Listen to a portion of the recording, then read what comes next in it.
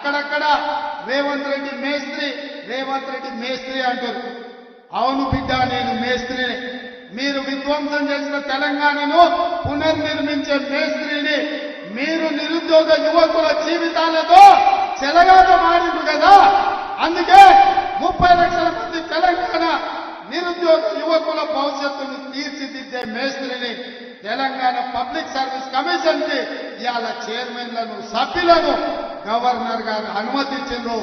ఇవాళ నుంచి వాళ్ళ జీవితాలను పునర్నిర్మించే మేస్త్రిని.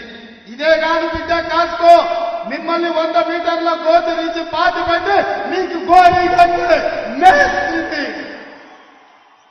మిమ్మల్ని గోరీ కట్టే మేస్త్రిని నేనే బిడ్డ. ఈ నెల చివరికి ఇంద్రవెల్లిలో ఆదిలాబాద్ జిల్లాలో వస్తున్న కాసుకోండి బిడ్డలారా, మీకు గోరీ కట్టం.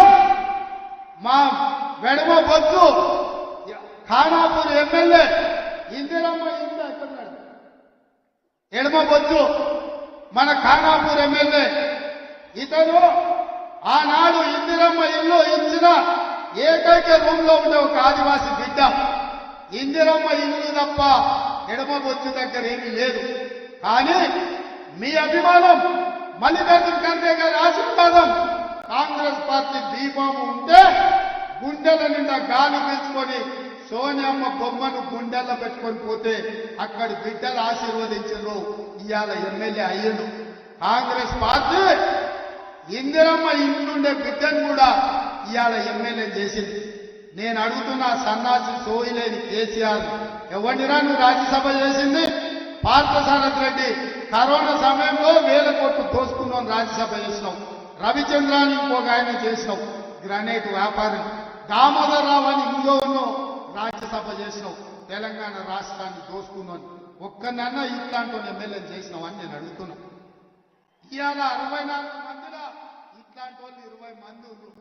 పేదోళ్ళ బిడ్డలు, దళితుల బిడ్డలు, గిరిజనుల బిడ్డలు, ఆదివాసీల బిడ్డలు, బలహీన వర్గాల బిడ్డలు ఇవాళ ఇందిరమ్మ రాజ్యాన్ని నమ్ముకుంటే మందుల సామేలు ఉండడేమో వేదిక మీద ఒకవేళ ఉంటే. తుంగతుర్తిని మన నల్గొండ జిల్లాలో జేబులో 50,000 రూపాయలు లేవు మందుల సామేలు. తెలంగాణ ఉద్యమంలో ఉన్నాడు ఒక మాదిగ బిడ్డ, 50,000 రూపాయలు జేబులో లేకపోయినా ఇందిరమ్మ రాజ్యంలో మల్లికార్జున ఖర్గే గారు బీఫామ్ ఇస్తే 60,000 ఎంతని మెజార్టీ, 50,000 రూపాయలు లేకపోయినా 52,000 మెజార్టీతోనే ఎమ్మెల్యే. ఎవరి బిడ్డ? పేదోళ్ళ బిడ్డ, మాదిగోళ్ళ బిడ్డ, చెప్పులు కుట్టుకున్న బిడ్డ. ఇవాళ కాంగ్రెస్ పార్టీ 50,000 రూపాయలు లేకపోయినా 52,000 మెజార్టీతో ఎమ్మెల్యే. వీళ్ళందరూ ఏమన్నా భూస్వాములా? వీళ్ళందరూ ఏమన్నా దోపిడీదారులా?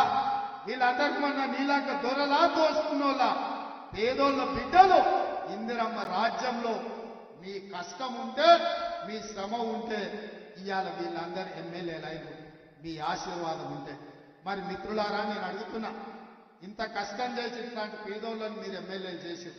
మరి నేను అడుగుతున్నా, నల్లమల్ల అడవులల్లా మారుమూల గ్రామంలో ఉండే ఒక రైతు బిడ్డను మల్లికార్జున ఖర్గే గారు సోనియమ్మ ఆశీర్వదించే రైతు కుటుంబంలో వచ్చిన నేను ఒక సామాన్యమైన కుటుంబం. మా కుటుంబంలో ఎవరు ఎమ్మెల్యేలు, ఎంపీలు, మంత్రులు లేరు. కానీ 16 సంవత్సరాలలో తెలంగాణ రాష్ట్రానికి ముఖ్యమంత్రి అయినా ఇది కాంగ్రెస్ పార్టీ దయ. కాంగ్రెస్ పార్టీ అండగా నిలబడితే వ్యవసాయ కుటుంబం నుంచి వచ్చిన నేను కూడా ముఖ్యమంత్రి కాగలిగిన. కాంగ్రెస్ పార్టీలా ఎవరైనా ఏదైనా కావచ్చు. మల్లికార్జున ఖర్గే గారి గురించి ఒక మాట చెప్పాలి. ఆనాడు రజాకర్ల దాడిలో చిన్న వయసులో తల్లి చనిపోతే తండ్రి కొడుకును భుజం మీద వేసుకొని పక్క ఊరికి పోయి ప్రాణాలు కాపాడుకొని కష్టపడి చదివిస్తే గ్రామ కమిటీ అధ్యక్షుడి నుంచి మండల స్థాయి నుంచి జాతీయ కాంగ్రెస్ పార్టీ అధ్యక్షుడైండు, 9 సార్లు ఎమ్మెల్యే అయిండు, 2 సార్లు ఎంపీ అయిండు, ఒక్కసారి రాజ్యసభ సభ్యుడైండు. 56 ఏళ్ల నుంచి మొదటిసారి ఎమ్మెల్యే అయితే 50 ఏళ్ల వరకు ఒక్కరోజు కూడా ఓడిపోకుండా గెలిచిండు. ఇవాళ కాంగ్రెస్ పార్టీకి అధ్యక్షుడైన నిలువెత్తు 6 అడుగుల ఆజానుభావుడు ఇవాళ కాంగ్రెస్ పార్టీకి ఒక దళితుల బిడ్డ మనకు నాయకుడైండు. ఎందుకైంది ఇవాళ కాంగ్రెస్ పార్టీ వల్ల అయిందో, ఇందిరమ్మ దయ వల్ల అయిందో, సోనియమ్మ మద్దతు వల్ల అయిందో. ఇది కాంగ్రెస్ పార్టీ అంటే. కానీ ఆ కేసీఆర్ పక్కన చూడుంది, ఆ పక్కోడు ఈ పక్కోడు, జేబులు కొట్టేటోడు, చైన్లు ఎత్తుకపోయేటోడు, భూములు దొంగతనం చేసేటోడు, sand land wine mine mafia వాళ్ళు వాళ్ళ పక్కనుండ్రు, దళితులు గిరిజనులు పేదోళ్ళు మన పక్కనుండ్రు. ఎన్ఎస్యుఐ అధ్యక్షుడు వెంకట్ ఎమ్మెల్సీ మాజీ